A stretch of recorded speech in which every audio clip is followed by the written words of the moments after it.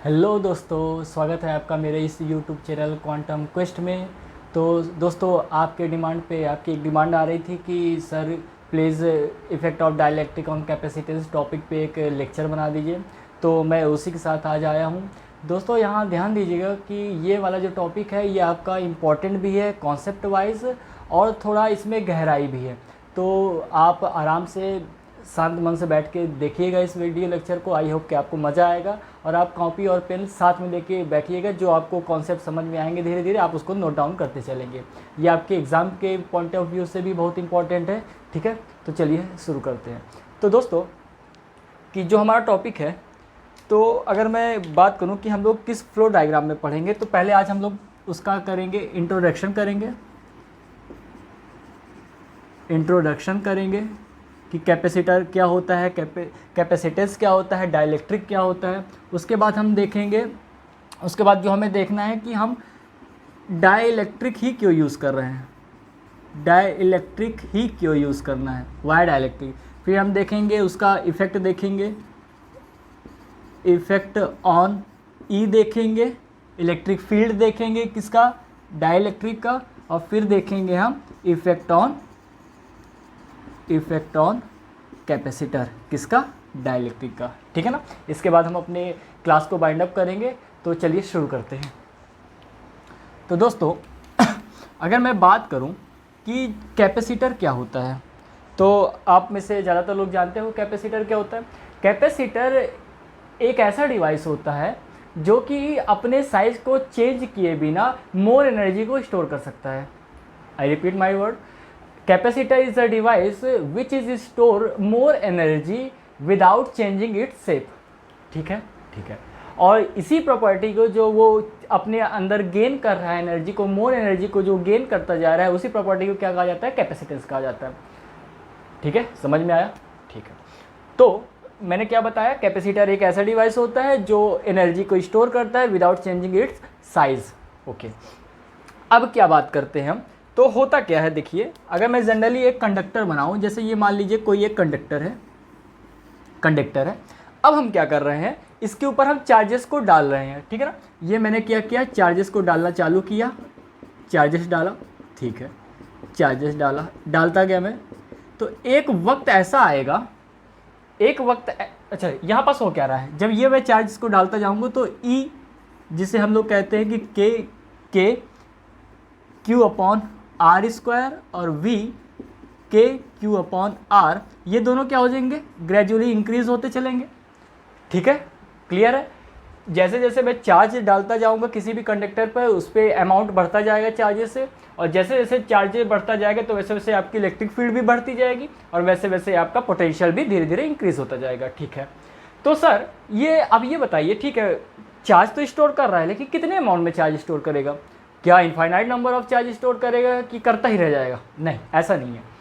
देखिए यहाँ हो क्या रहा है, जैसे ही आप इसमें चार्ज डालते जाएंगे, एक एग्जांपल आप लीजिए कि आपके पास एक बकेट है, आपने नल टैप चालू कर दिया है और नल टैप से निकल रहा है पानी। अब इसको सपोज कीजिए कि पानी क्या है, चार्ज है, आपका बकेट क्या है, आपका बकेट है एक कंडक्टर, और आप जैसे जैसे पानी डाल देंगे तो जब वो बकेट फुल हो जाएगा तो उसके बाद क्या होगा, सही आप बता रहे हैं, उसके बाद क्या होगा, पानी ओवरफ्लो होना चालू हो जाएगा।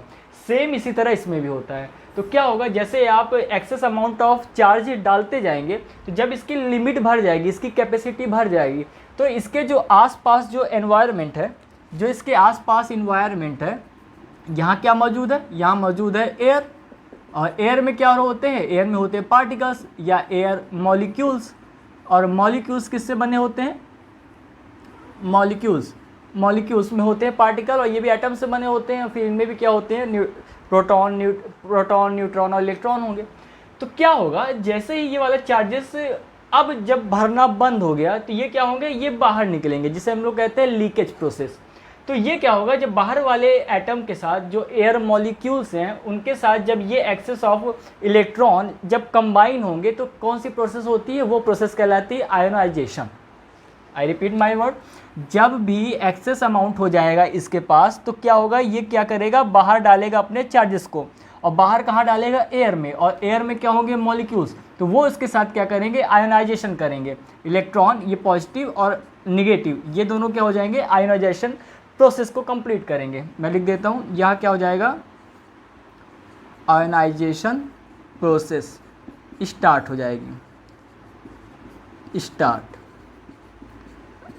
अब क्या होगा, जैसे ही आपकी आयनाइजेशन प्रोसेस स्टार्ट हुई, अब आप इसमें कितना भी कंडक्टर में चार्ज देते रहिए, कितना भी चार्ज आप एक्सेस अमाउंट में डालेंगे, वो इसमें स्टोर नहीं होगा। वो स्टोर ना होकर क्या हो जाएगा, ओवरफ्लो हो जाएगा, और जो आयनाइजेशन प्रोसेस के थ्रू वो क्या कर लेगा, एक डाइपोल बना लेगा, कहाँ पास, इन्वायरमेंट में।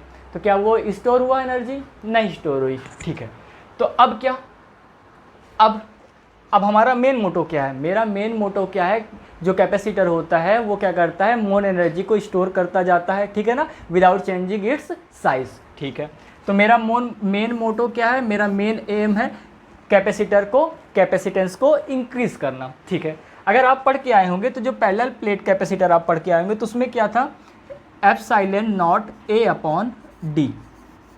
ये क्या होता है, ये होता है एरिया ऑफ द कंडक्टर, या एरिया ऑफ द, जो दो पैरेलल प्लेट होती हैं तो उसका एक एरिया होता है, और डी क्या होता है, जो दो प्लेट होती हैं उनके बीच का सेपरेशन होता है। ठीक है, तो आपके मन में एक क्वेश्चन आ रहा होगा, या आपके मन में एक सजेशन आ रहा होगा, सर आपको अगर कैपेसिटी बढ़ाना तो क्या करो, आप उसके एरिया को इंक्रीज़ कर दो, या आप उसके बीच की डिस्टेंस को क्या कर दो, डिक्रीज़ कर दो, उन दो में से एक काम कर दो, कैपेसिटर इंक्रीज़ हो जाएगा। तो लेट मी क्लियर दिस, आपको मैंने बताया है कि कैपेसिटर एक ऐसा डिवाइस है जो एनर्जी को स्टोर करता है without changing it's size. Clear? ठीक है ना, माइंड में अपने ये रखिएगा। तो हम ये वाला फैक्टर और ये वाले फैक्टर को क्या करेंगे, कांस्टेंट रखेंगे। ठीक है, ओके। अब सर क्या करेंगे, अब ऐसी कौन सी प्रोसेस है, क्योंकि आपने ये बता दिया पैरेलल प्लेट कैपेसिटर है तो आप एरिया को भी नहीं बढ़ा सकते और आप डिस्टेंस को भी नहीं बढ़ा सकते, तो आप क्या करेंगे, तो बोर्ड में देखिए आपके लिखा हुआ है आयोनाइजेशन प्रोसेस। तो ये बताइए, अगर मैं ये आयोनाइजेशन प्रोसेस को होने ही ना दूं, सोचिए, अगर मैं इस आयोनाइजेशन प्रोसेस को होने ही ना दूं तो क्या ये एक्सेस अमाउंट ऑफ जो इलेक्ट्रॉन है जो बाहर मेरे चले जा रहे हैं, तो क्या वो जाएंगे? नहीं जाएंगे। एक्सेस अमाउंट ऑफ जब इलेक्ट्रॉन जब बाहर जा रहे हैं तभी तो आयोनाइजेशन प्रोसेस स्टार्ट हो रहा है। तो अगर जब ये बाहर ही नहीं जाएंगे तो आयोनाइजेशन प्रोसेस होगी नहीं। तो मैं क्या करता हूँ, आयोनाइजेशन प्रोसेस को मैं होल्ड कर देता हूँ, या कुल मिला के मैं इसको होने ही नहीं दूंगा। तो सर आयोनाइजेशन प्रोसेस को आप कैसे रोकेंगे, ये भी बोर्ड पे दिया हुआ है, देखिए ध्यान से। दो चीज़ मेरे पास फैक्टर है, एक ई है और एक वी है। सुनिए, जैसे जैसे मैं क्या कर रहा हूँ, इलेक्ट्रिक फील्ड को चार्ज को बढ़ाता जा रहा हूँ, तो क्या हो रहा है, इलेक्ट्रिक फील्ड बढ़ती जा रही है। ठीक है, अब थोड़ा मैं इसको क्लियर करता हूँ, फिर समझाता हूँ आपको मैं क्या कह रहा हूँ।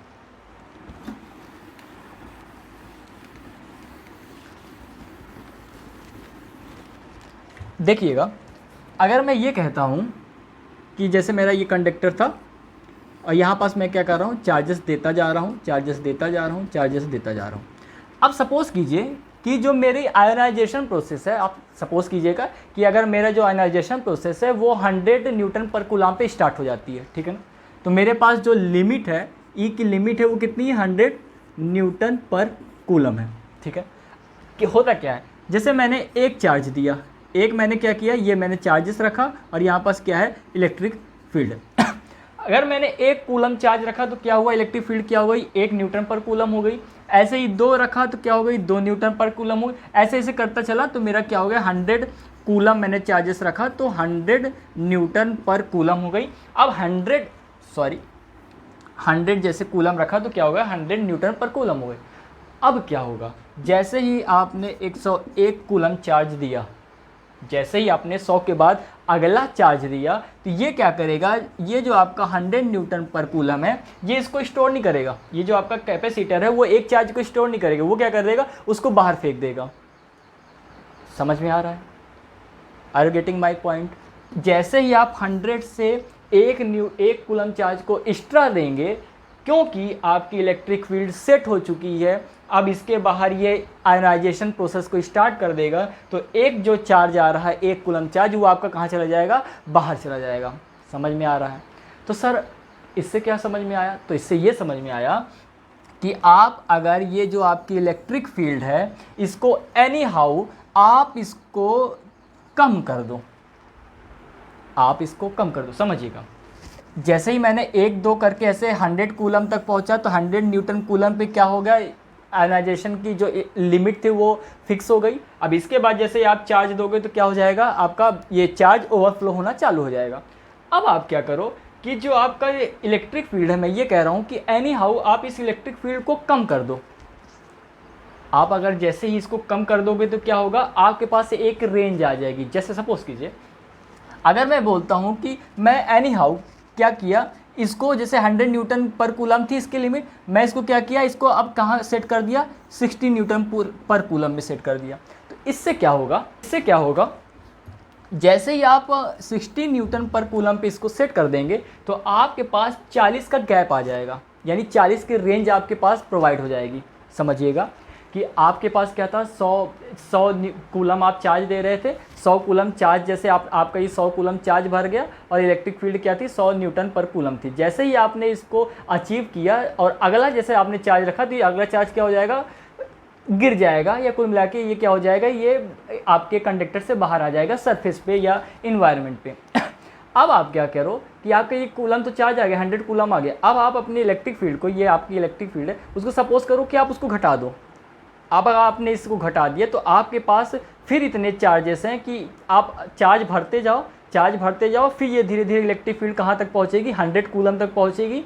लेकिन 100 कूलम तक पहुँचने के लिए क्या चाहिए, चार्जेस चाहिए ना, तो आप एक्स्ट्रा चार्ज दे रहे हो। आपके पास जो गैप आया ना इलेक्ट्रिक फील्ड के घट जाने से, तो इतने चार्ज अब और फिल कर सकते हो। समझ रहे हो, आप इसका 60 न्यूटन पर कूलम हो गया, आप 40 कूलम और ऐड कर सकते हो इसमें। जब आप 40 कूलम ऐड करोगे तो फिर ये 60 जाके कहाँ पहुँच जाएगा, 100 न्यूटन पर कूलम पे पहुँचेगा। फिर आप इसके बाद आयनाइजेशन की प्रोसेस फिर स्टार्ट हो जाएगी। देखिए पहली कंडीशन क्या थी, जब आपके पास कोई भी मीडियम नहीं था, यानी मैं बात करता हूँ डाइलेक्ट्रिक मेरा पास नहीं था, तो क्या हो रहा था, 1 से लेके आप 100 कूलम तक चार्ज भर रहे थे, उसके बाद आपका ओवरफ्लो होना चालू हो गया था। लेकिन जैसे ही आपने डाइलेक्ट्रिक को वो कराया, इंसर्ट कराया, जैसे आपने डाइलेक्ट्रिक को इंट्रोड्यूस कराया, तो आपकी इलेक्ट्रिक फील्ड क्या हो गई, घट गई। घट जाने से क्या हो गया, आपके पास एक लिमिट आ गई, आपके पास एक रेंज आ गई कि आप इतने कूलम को और डाल सकते हो। अगर आप इसको डालते जाओगे तो ये फिर 60 कहाँ पहुँचेगा, 100 पे पहुँचेगा, फिर ये क्या हो जाएगा, आयनाइजेशन स्टार्ट हो जाएगा। लेकिन हमने क्या किया, देखिए ना हमने एरिया बढ़ाया, ना हमने क्या किया, डिस्टेंस को कम किया। उसके बावजूद भी मैंने 40 कूलम चार्ज को और स्टोर कर लिया। I you getting my point? I hope कि आपको समझ में आया होगा मैं क्या कहना चाहता हूँ। चलिए अब आगे अगर मैं शुरू करता हूँ तो ये बताइए, जैसे अगर मैं आगे बात करूँगा तो वैज्ञानिकों ने क्या किया कि वैज्ञानिकों ने इसके बाद क्या किया कि इलेक्ट्रिक फील्ड को जैसे आपने कम तो किया, तो इलेक्ट्रिक फील्ड को कम करने के लिए आप क्या करोगे ऐसा, तो उन्होंने कुछ मटेरियल्स लिए। तो हमारे पास क्या है, हमारे पास 2 ऑप्शंस है। जैसे अगर मैं मटेरियल यूज़ करूं, मटेरियल मेरे पास 2 होंगे, ठीक है ना। एक आपका हो जाएगा कंडक्टर और एक आपका हो जाएगा इंसुलेटर, ठीक है ना। अब यहाँ आपको, मैं आपसे उम्मीद करता हूँ कि आपको कुछ थोड़ी बहुत प्रॉपर्टी कंडक्टर की पता होनी चाहिए। क्या होगा, ध्यान दीजिएगा कि जैसे ही आप कंडक्टर पे एक्सटर्नल फील्ड अप्लाइड करोगे, तो ये क्या होगा, जो आपके इंटरनल फील्ड होगी वो क्या हो जाएगी, वो इस तरह सेट हो जाएगी। समझिएगा, आप कंडक्टर को जैसे एक्सटर्नल फील्ड देते हो तो उसके जो अंदर के मॉलिक्यूल्स होते हैं वो इस तरह सेट हो जाते हैं कि बाहर की इलेक्ट्रिक फील्ड और अंदर की इलेक्ट्रिक फील्ड दोनों को एक दूसरे को कैंसिल आउट कर देते हैं।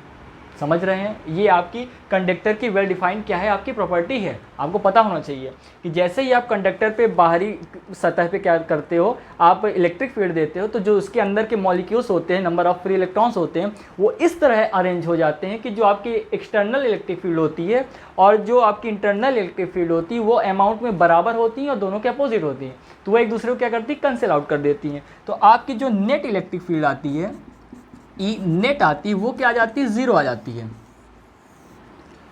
सर आपने तो कम करने को कहा था, ये तो बिल्कुल ज़ीरो करके रख दिया है। जी बिल्कुल, जो आपका मटेरियल हमने दो प्रकार का लिया, एक कंडक्टर लिया, तो कंडक्टर में जैसे ही मैंने एक्सटर्नल फील्ड लगाई तो इंटरनल फील्ड इस तरह सेट हो गई कि उसका जो एक्सटर्नल इफेक्ट था उसको क्या कर दिया, उसने कैंसिल आउट कर दिया। तो हमारी ई नेट क्या हो गई, ज़ीरो। सर ये तो नहीं करना था हमको, बिल्कुल ये हमको नहीं करना था। अब क्या होगा, अब हम लेते हैं इंसुलेटर। अगर मैं इंसुलेटर लेता हूँ तो क्या होगा, जैसे ही मैं यहाँ पास एक्सटर्नल फील्ड अप्लाई करूँगा, एक्सटर्नल फील्ड अप्लाई करूँगा तो जो आपकी इंटरनल फील्ड है वो इस तरह सेट होगी। जैसे ही मैं एक्सटर्नल फील्ड अप्लाई कर रहा हूँ, एक्सटर्नल फील्ड इस डायरेक्शन में पॉजिटिव टू नेगेटिव जा रही है, तो इसकी जो अंदर जो आपकी इंटरनल फील्ड बनेगी वो इस तरह बनेगी कि वो कुछ अमाउंट को, सुनिएगा, वो कुछ अमाउंट को एक्सटर्नल फील्ड को कट कर देती है, और जो नेट आता है वो एक्सटर्नल फील्ड से थोड़ा ही कम आता है। समझ रहे हैं, समझिए। जो आपकी ये बनेगी, तो मान लेते हैं कि जो आपकी ये एक्सटर्नल फील्ड है वो कितनी है, आपकी 100 है, और जो आपकी इंटरनल फील्ड बनेगी वो कितनी बनेगी, वो मान लेते हैं कितनी बन रही है, आपकी 60 बन रही है। ठीक है ना। अगर ये 60 बन रही है तो ये कितना कट कर दी, इसने कितना कट कर दिया, ये इस अगर 100 ये बन रहा है, ये 60 बन रहा है, तो इसने इसका कितना कट कर दिया, इसने इसका 40 कट कर दिया। तो आपका जो रिजल्टेंट आएगा, ई नेट आएगा, वो आपका आ जाएगा 40। Are you getting my point. आपको ये क्या हो रहा था, आपने एक्सटर्नल फील्ड लगाई, यहाँ मान लीजिए आपने एक्सटर्नल फील्ड क्या लगाई, ई एक्सटर्नल लगाई आपने 100, और ई इंटरनल जो आएगा वो कितना आ जाएगा, 100 आएगा, लेकिन किस डायरेक्शन में आएगा, अपोजिट डायरेक्शन में आएगा। तो ये क्या हो जाएगा, 100 प्लस माइनस 100 इक्वल टू 0। लेकिन यहाँ ऐसा नहीं है, यहाँ क्या कर रहा है, जो इंटरनल फील्ड बन रही है वो एक्सटर्नल फील्ड से थोड़ी कम बन रही है, लेकिन बन तो अपोजिट साइड रही है। तो वो क्या करेगी, 40 रिजल्टेंट आपको देगी, नेट चार्ज देगी। तो क्या हमने अपना गोल अचीव किया, बिल्कुल किया। हमको क्या चाहिए था, जो आपकी इलेक्ट्रिक फील्ड है वो एनी हाउ क्या हो जाए, कम हो जाए। देखिए मैंने कर दिया, मैंने नहीं, इंसुलेटर ने कर दिया। इसी को आप अगर फिजिक्स की लैंग्वेज में जाएंगे या साइंटिफिक लैंग्वेज में जाएंगे तो इसी इंसुलेटर को क्या कहा जाता है, डाई इलेक्ट्रिक। तो आप एक प्रॉपर्टी बता सकते हैं कि डाई इलेक्ट्रिक एक ऐसा इलेक्ट्रिकल इंसुलेटर होता है जो क्या करता है, जो करंट को तो पास नहीं होने देता, लेकिन वो इलेक्ट्रिकल बिहेवियर को शो करता है। ठीक है ना, ठीक है, आप इतना नोट डाउन कीजिए, फिर हम लोग आगे बढ़ते हैं।